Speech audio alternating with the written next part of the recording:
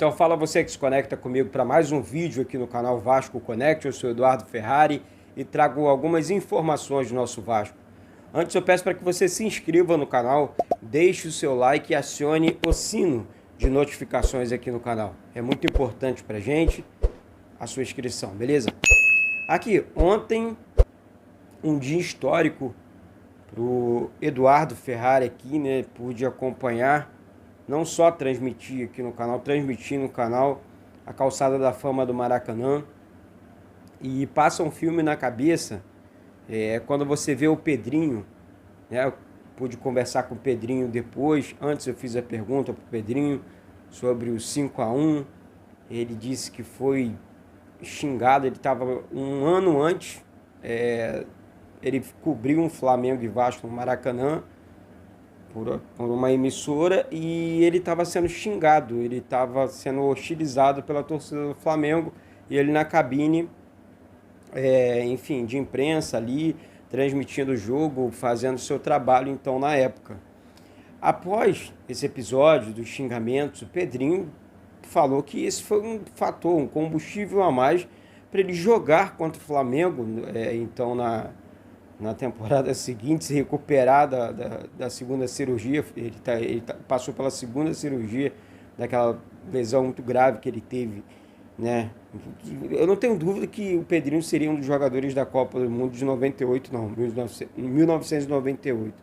Enfim, aí ele fez aquilo tudo, falou que não tinha ensaiado nada, ele falou que mandar calar a boca ali e tal, e fazer o gesto, ele tinha ensaiado, mas a embaixadinha foi na hora, tudo não foi pensado e tal, e ia vascaíno demais, né?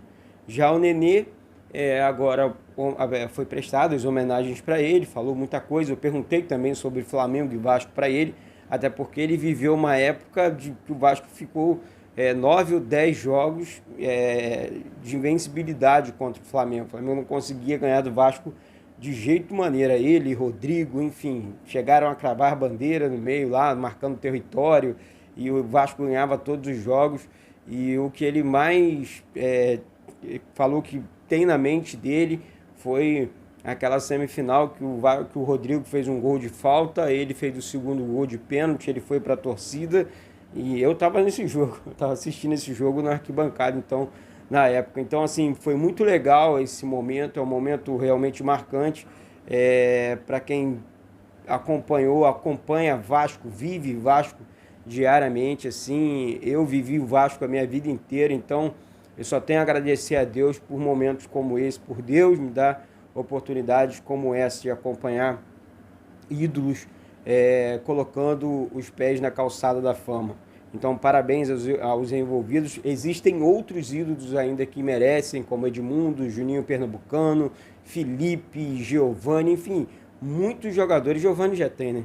Então, assim, muitos outros jogadores do Vasco que também merecem colocar os pés na calçada da fama, porque fizeram história aqui no Rio de Janeiro, história com a camisa do Vasco. Tá certo? Então, parabéns aí à iniciativa da Secretaria de Esporte do Rio de Janeiro, beleza? Aqui, a CBF marcou o primeiro jogo do Vasco na Série B do Campeonato Brasileiro para o estádio de São Januário na sexta-feira, dia 8, às 19 horas. Fato, todo mundo sabe disso. Porém, ontem, inclusive o Zé Comer colocou no Instagram dele que ele conversou com a diretoria, numa campanha de 70 mil pessoas, colocar esse jogo, primeiro ponto, colocar esse jogo para o Maracanã. Segundo ponto, 70 mil pessoas, 60 ou 70, vamos ver a carga de ingressos que a galera do Maracanã, aliás, o Alexandre Bittencourt, um forte abraço, foi meu professor também, um dos gestores ali do Maracanã, se comportaria. O Alexandre falou tranquilamente, pode se colocar aqui a torcida do Vasco. Aliás, abraço para a galera da Força Jovem que esteve ontem, falou comigo, estiveram aqui, estão apoiando o Vasco. A Força Jovem apoia o Vasco, tá? Independente de qualquer coisa. Enfim, não vou falar muito, mas apoia. É isso e ponto. É esse o caminho. Apoio total à instituição. Chega de palhaçada.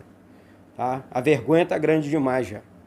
Então, assim, gente, esse jogo, voltando aqui, pode ser sim no Maracanã. A diretoria já estuda a possibilidade. Agora não adianta a diretoria botar R$50, certo? O ingresso é R$50. Tem que, ó, R$20 é um jogo que não é para o Vasco lucrar, é para o Vasco colocar 60, 70 mil torcedores ali, até porque a maioria, aliás, só o Nenê jogou para um público desse, com a camisa do Vasco, tá certo? Aqui no Rio, no Maracanã, só o Nenê jogou para um público assim.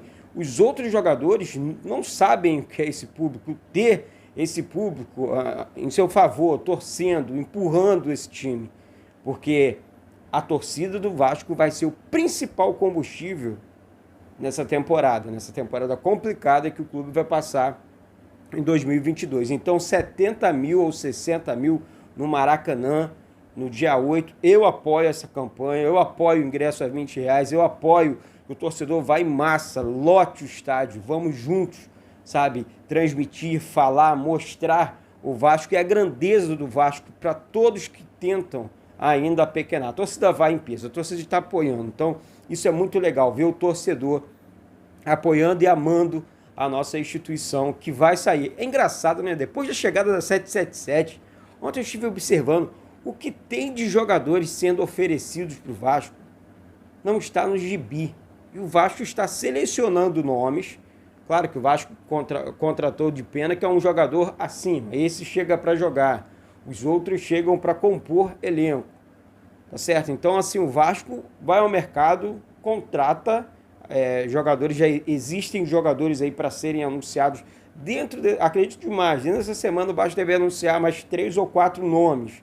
Mas que esses nomes sejam realmente jogadores de peso que eu digo, pelo menos para... Olha, o Vasco não vai contratar o Messi, esquece isso. Vamos jogar limpo com o torcedor aqui.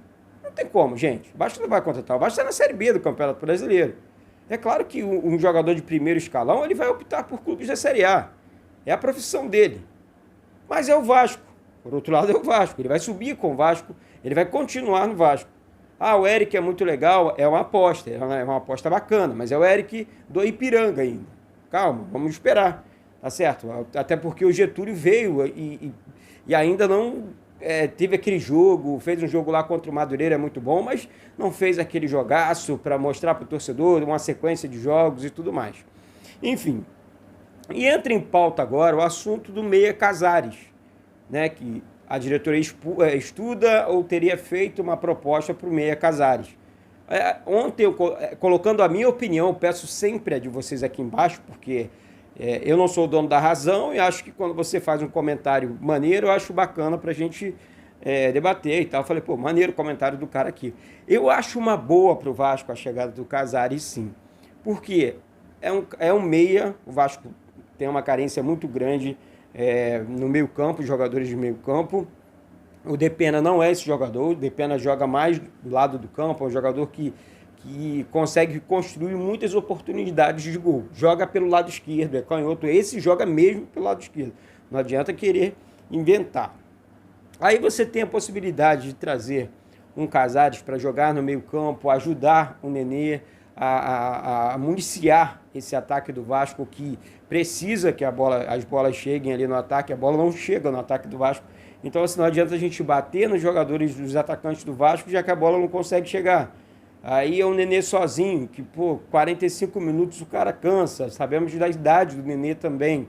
Ele vai fazer um jogo espetacular, só que a recuperação de um jogo para o outro, de uma partida para outra, gente, é muito grande.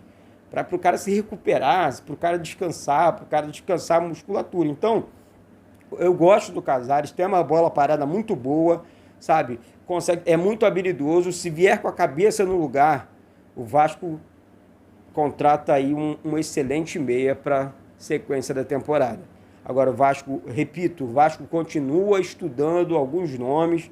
O Vasco deve contratar jogadores até o final dessa semana. Depois, só na segunda janela, aí já mais para frente, o Vasco anuncia mais alguns nomes. Mas dentro dessa semana o Vasco vai anunciar nomes para começar essa Série B. E nós vamos acompanhar o nosso gigante da colina aqui, beleza, galera? Eu sou Eduardo Ferrari, volto com mais informações do Vasco ainda hoje. Daqui a pouco eu vou cobrir a final da Taça Rio hoje, entre Resende, na verdade Nova Iguaçu versus Resende, lá no Laranjão. Eu, Eduardo Ferrari, estarei trabalhando e tal, e de repente, se vocês quiserem, eu gosto, Eduardo, de acompanhar o Campeonato Carioca, fala aí no canal sobre o resultado, sobre os jogos, eu gosto, e estarei nessa final da Taça Rio pela Acerj. Muito obrigado a todos, um bom dia a todos, estamos juntos aqui, Eduardo Ferrari, beijo no coração, ó, não deixa de se inscrever no canal não, hein? Vamos juntos aqui continuar falando do nosso gigante da colina. Beijo no coração novamente e saudações vascaínas. Tamo junto, rapaziada.